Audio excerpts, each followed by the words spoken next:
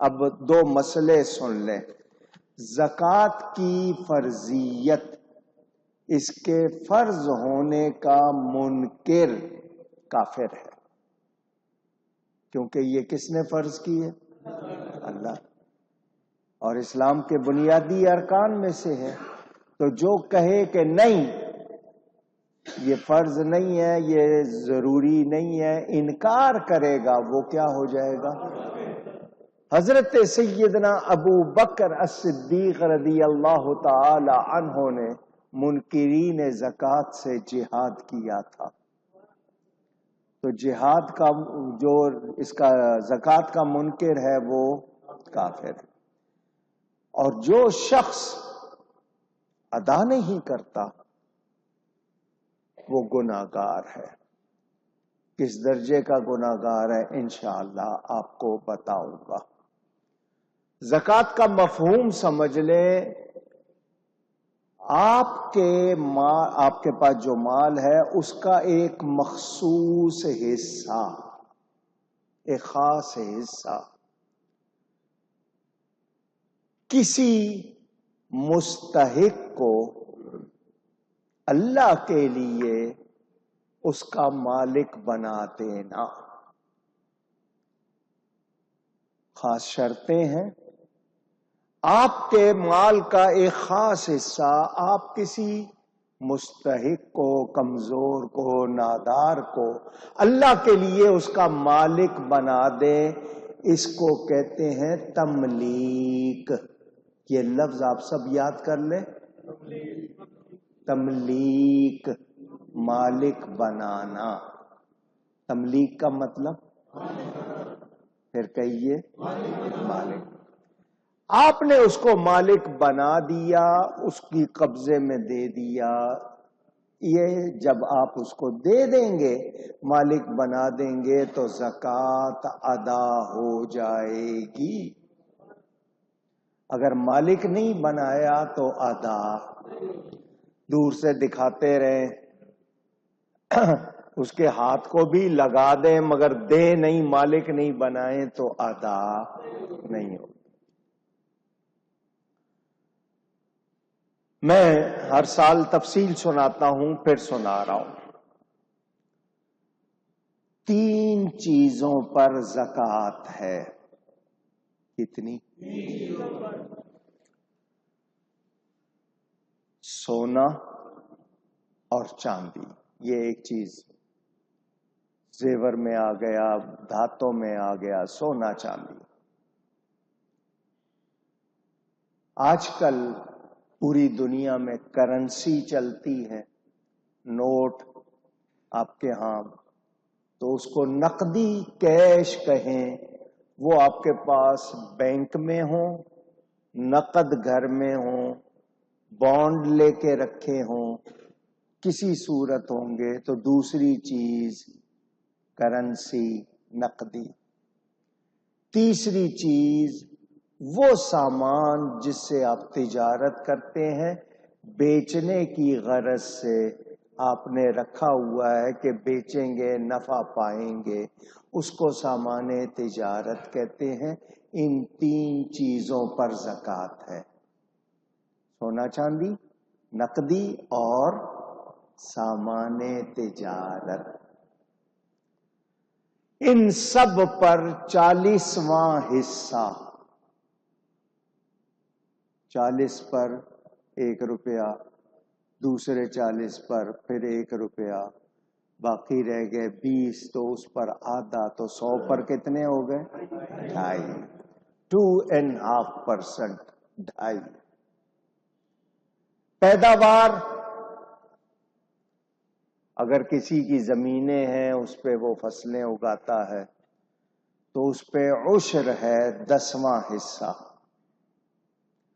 بعض زمین پر 5%، بعض پر 10%، بعض پر 20%. اس کی تفصیل ہے. یہاں چونکہ زیادہ تر میں زکوٰۃ کے مسائل بیان کرتا ہوں تو عشر والے اگر الگ ہوں گے تو وہ پوچھ سکتے ہیں. بارانی زمین ہے، کون سا پانی لگتا ہے، اس کے حوالے سے اس کی الگ تفصیل. جانور ہیں، کسی نے اگر کوئی باڑا بنایا ہوا ہے جانور رکھے ہوئے ہیں تو جانوروں پر ان کی تعداد، کتنے جانور ہیں؟ 5 اونٹ سے کم ہیں تو زکوٰۃ نہیں، 40 بکریوں سے کم ہے تو زکوٰۃ نہیں، 30 گائے سے کم ہے تو زکوٰۃ نہیں۔ یہ آپ کو بتا دیا۔ اب آپ کے پاس یہ تمام جو ویلتھ ہے، راس ہے، کیپٹل ہے، آپ کی دولت کتنی ہے آپ کے پاس جس پر آپ کو زکوٰۃ کا یعنی نصاب والا کہا جائے گا؟ یہ مالک نصاب کا مطلب وہ شخص جس پر زکوٰۃ ادا کرنی لازم، اس کو صاحب نصاب یا مالک نصاب کہتے ہیں۔ اب نصاب کیا ہے؟ ایک زمانہ تھا جب نوٹ نہیں تھے، سکے چلتے تھے سونے چاندی کے، تو 7.5 تولے سونا جتنے پیسوں میں آتا تھا اتنے میں ہی 52.5 تولے چاندی آتی تھی۔ 7.5 تولے سونا اور 52.5 تولے چاندی، یہ مارکیٹ میں 52.5 تولے چاندی لے لو یا 7.5 تولے سونا لے لو، یہ ایک ہی رقم تھی۔ پھر سونے میں اضافہ ہو گیا، آج سونے کا بھاؤ کہاں پہنچ گیا، چاندی کا کہاں ہے؟ تو سن لیں کہ 52.5 تولے چاندی گرام بنائیں گے تو اگر میں نے صحیح بنائے ہیں تو 612.36 گرام، کیونکہ آج کل یہ آپ کے ہاں نیا سسٹم آ گیا پیمائش کا اور اوزان کا، تو 612.36 گرام اگر میرے پاس جو بتایا گیا صحیح ہے، 52.5 تولے چاندی۔ اب دھیان سے آپ نے سننا ہے، قیمت وہ جو مارکیٹ میں آج کی ہے، یہ نہیں کہ 10 سال پہلے تھی، آپ نے جب خریدا تھا وہ نہیں، آج کی جو قیمت ہے۔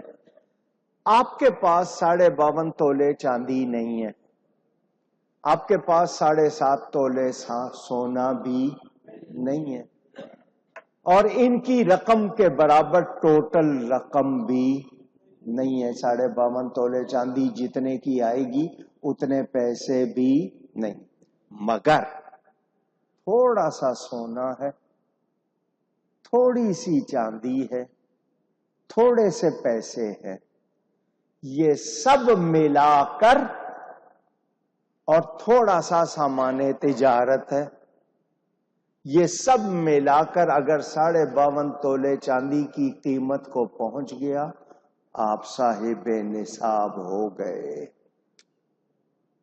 اگر سمجھ آ گیا ہو تو آگے چلوں، ورنہ اور آسان کر کے سمجھاؤں؟ پوچھ رہا ہوں، سمجھ آ گئی ہے؟ سامان تجارت بھلے گوڈاؤن میں رکھا ہے، جس کو آپ اردو میں گودام کہتے ہیں، بھلے وہاں رکھا ہے، پیک کر کے کہیں رکھا ہے، مگر بیچنے کے لیے ہے، وہ آپ کا اسٹاک ہے۔ آپ کے پاس کچھ پیسے ہیں، آپ نے پرائز بانڈ لیے ہوئے ہیں، کسی جگہ انویسٹ کیے ہوئے ہیں، کہیں لگائے ہوئے ہیں، وہ آپ کی ملکیت ہیں، آپ جس کے مالک ہیں۔ کچھ پیسے، کچھ سامان، کچھ سونا، کچھ چاندی مل کر 52.5 تولے چاندی کی رقم کے برابر ہو گئے تو آپ پر زکوٰۃ شروع ہو گئی۔ ٹھیک ہے؟ اچھا، یہ ہے حاجات اصلیہ کے علاوہ۔ حاجات اصلیہ آپ کی بنیادی ضرورتوں کی چیزیں جتنی ہیں ان کے سوا، ان کے علاوہ۔ اب اس میں کیا کیا آتا ہے وہ بھی میں آپ کو سناتا ہوں، لیکن آپ نے یہ بنیادی باتیں یاد کر لینی ہے تاکہ آپ کو سمجھ آ جائے۔ سونا بھی ہو اور چاندی بھی ہو، اور نصاب کامل ہو دونوں کا، تو یہ ضروری نہیں کہ سونے کو چاندی اور چاندی کو سونا قرار دے کر زکوٰۃ دی جائے۔ یوں نہیں کرنا، اس کو وہ نام دے دینا، اس کو وہ نام۔ دونوں کی مجموعی مالیت، کہ آپ سونے کو چاندی کہہ دیں، چاندی کو سونا کہہ دیں، سنیں ہیر پھیر نہیں کرنا، دونوں کی مجموعی مالیت نکالیں گے تو مجموعی اگر وہ اتنے ہو گئے کہ 52.5 تولے چاندی کی رقم بن جائے تو آپ پر زکوٰۃ شروع ہو جائے گی۔ اچھا جی،